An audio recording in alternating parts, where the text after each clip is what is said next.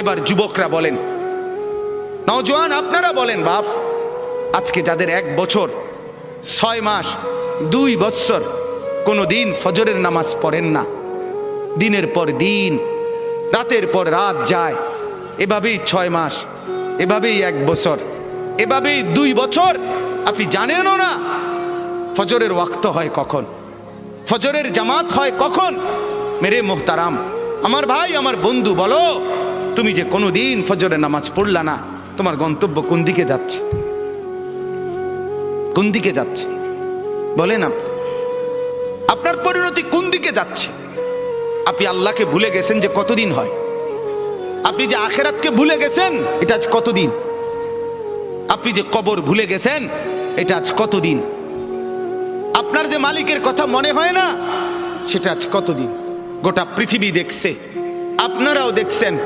আল্লাহর দোহাই, আমি হাত ধরে ধরে প্রয়োজনে একজন একজন করে আপনার পায়ে হাত দিয়ে বলবো, আল্লাহর কসম, ফজরের নামাজ, ফজরের নামাজ, ফজরের নামাজে অভ্যস্ত হন মুসলমান।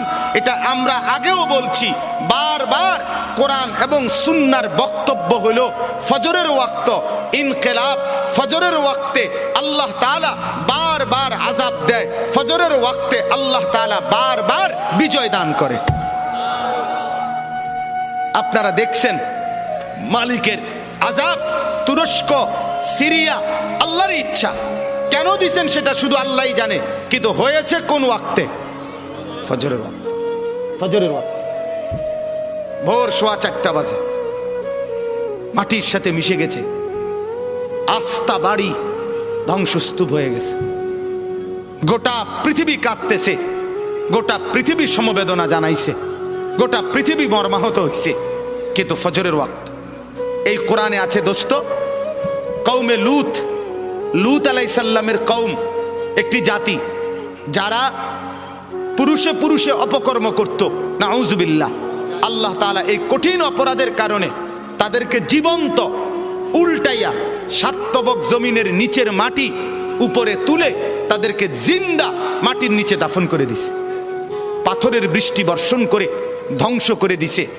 2, কওমে আদ, এই কোরআনে আছে একটি জাতি, হুদ আলাইহিস সালামের কওম, তাদেরকে আল্লাহ তাআলা নাফরমানির কারণে, পাপের কারণে 7 দিন এক টানা 7 রাত 8 দিন ঝড়ো বৃষ্টি দিয়ে, বাতাস দিয়ে, ঝড়ো হাওয়া দিয়ে আল্লাহ ধ্বংস করে দিছে, দুধের বাচ্চাটা সহ।